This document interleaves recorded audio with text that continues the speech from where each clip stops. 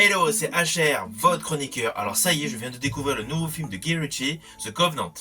Avant d'aller plus loin, n'oublie pas, petit pouce, pense à la petite cloche, et si la vidéo te convient, pense à la partager. Let's go! John, Taliban en approche.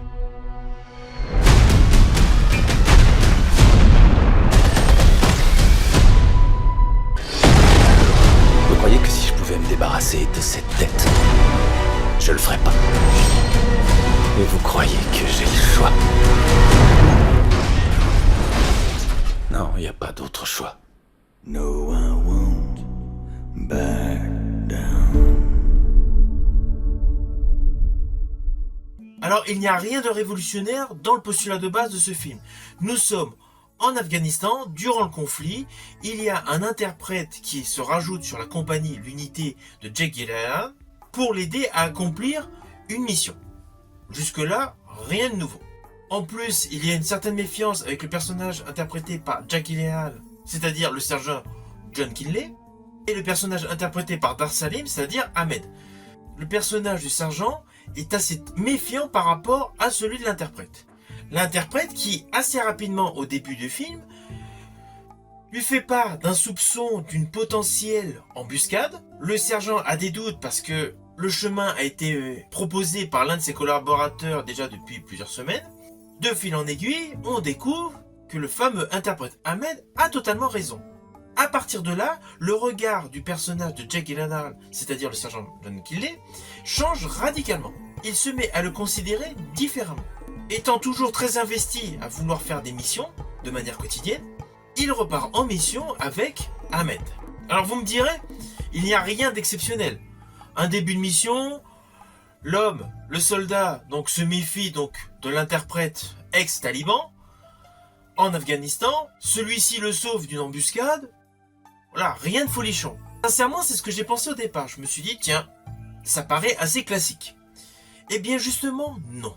Le film est radicalement différent par rapport à tout ce qui a pu être fait en termes de films sur la guerre en Afghanistan. L'histoire dégage peu à peu, en fait, une amitié entre un soldat américain et un ex-taliban. En plus, Guy Ritchie a élaboré son film à partir d'enregistrements d'événements qui se sont réellement produits avec différents protagonistes.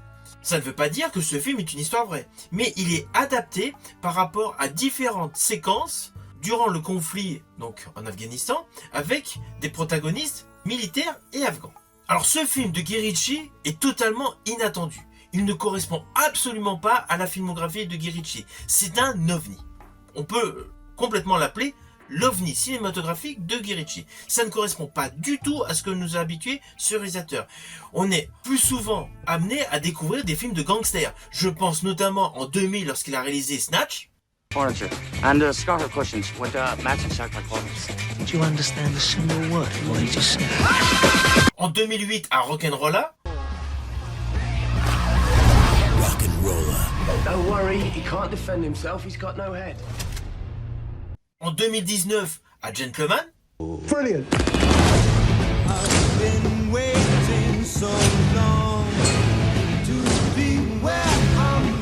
Oh, it's really warming up now, isn't it? There's only one rule in this jungle. When the lion's hungry, he eats. À 2021, L'homme en colère avec Satam. Mais c'est qui ce taré? Qu'il a retrouvé en 2023 avec Opération Fortune.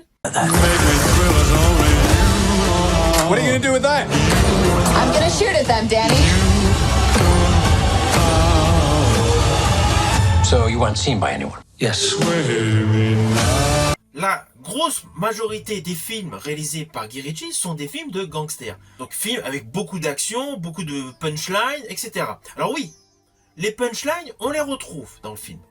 Les scènes d'action, elles existent. Elles sont présentes. Mais vraiment disséminées au fil du récit. Il y a évidemment l'attaque du convoi avec le sergent Kinley. Pas de souci. Après, il y a plusieurs confrontations avec des talibans. C'est évident. Mais ce n'est pas un film d'action. C'est un film qui est essentiellement basé sur l'émotion. Ce qui est très rare pour un film de guerre. Jadis, on pouvait retrouver énormément d'émotions sur un film de guerre, je pense notamment à Platoon d'Oliver Stone. Il y avait énormément de passages d'émotions. Et là, dans Covenant, c'est le cas.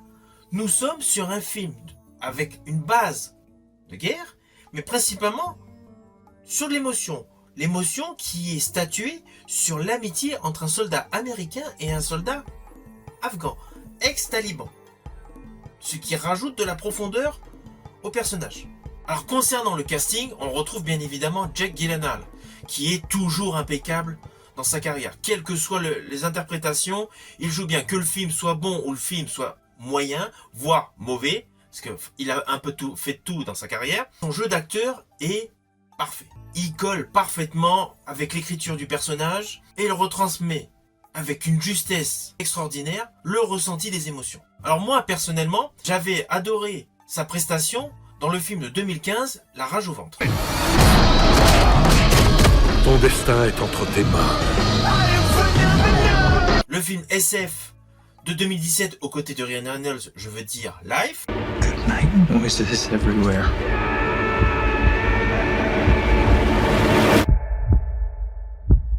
Le suspense haletant, qui était certes un remake, mais moi j'ai particulièrement aimé, The Guilty de 2021. Handbrake hard.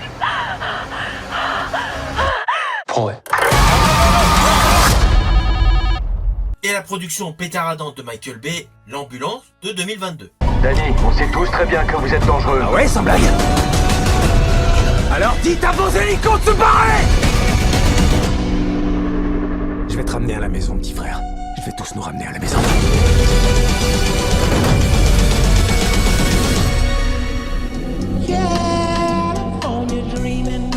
À ses côtés, nous découvrons Dar Salim, qui, dans le film, selon moi, mais est excellent. C'est vraiment l'antagoniste de Jake Gyllenhaal qu'il lui fallait. Son personnage d'Ahmed, mais est époustouflant. Le gars, il est criant de vérité. On ressent, bien évidemment, tout ce qu'il retransmet à l'écran. Son jeu d'acteur est impeccable. Alors oui, il est très peu connu du grand public international. Pourtant, il a une grosse filmographie.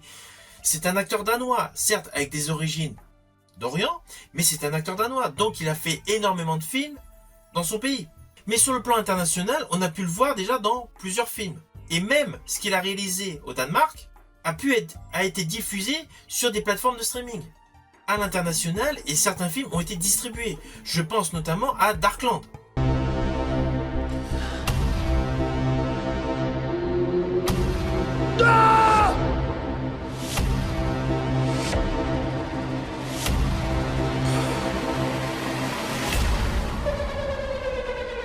Alors évidemment, étant fan de science-fiction, moi je l'ai particulièrement aimé dans le film de 2022 Black Crab aux côtés de Naomi Rapace, film qui avait été d'ailleurs distribué sur Netflix. Det är slutet på allting. Vi måste klara det.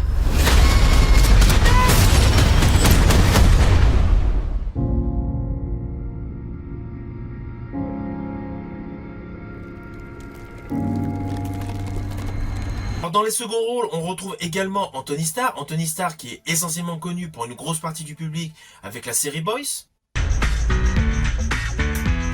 Mais moi, je l'ai particulièrement aimé dans le film de 2023, La Maison du Mal.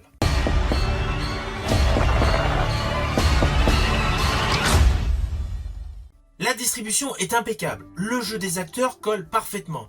En plus, le film de Guy Ritchie a de très belles prises de vue, les images sont très belles. Sur le papier, on a deux personnages donc que tout oppose. Je pense donc à l'ex-taliban et aux soldats américains. Donc ils vont avoir des réactions et des attitudes et des comportements certes différents. Ils ont chacun une origin story différente, mais ils vont avoir une volonté commune, c'est-à-dire survivre. Parce que l'air de rien, tout au long de ce film, ces deux gars sont poursuivis par des talibans. Des talibans qui n'ont de cesse que de vouloir les tuer. De ce fait, ce film de Guy Ritchie ajoute une dimension particulière au conflit en Afghanistan, du jamais vu. Même s'il y avait eu des films auparavant qui traitaient déjà la guerre d'Afghanistan, qui avaient un regard différent, je pense notamment à Lone Soldier, alias Des larmes et du sang avec Mark Wahlberg de 2013. Shot me. We're all shot, bro. Can you fight? I can fight. I can fight. Et je pense également à Chris Hemsworth qui avait interprété en 2018 un soldat pour le film Our Soldiers. Égale combien de temps tu pars? Du moment que tu rentres. Je veux te l'entendre dire. Je vais revenir.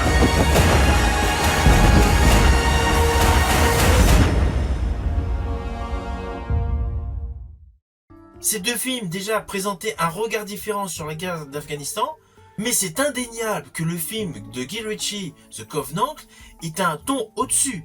Là, on est avec une plus-value émotionnelle. Et surtout, les incompréhensions au niveau de la guerre. Des raisonnements, mais qui sont complètement illogiques, concernant le traitement du personnage Ahmed. Car au final, son personnage se retrouve complètement esselé. Il n'est plus considéré comme afghan par les talibans, et pour les soldats américains, c'est un ex-taliban. Vous voyez la dualité qu'il peut y avoir. Cela confère au film un plus. Et la réalisation de Guy Ritchie, certes, qui est toujours avec du dynamisme, de la nervosité, là, il a bien mis en image les séquences d'émotions. Ce qui accorde parfaitement l'écriture du récit. Vous croyez que si je pouvais me débarrasser de cette tête, je le ferais pas? Et vous croyez que j'ai le choix? Non, il n'y a pas d'autre choix. No, I won't back down.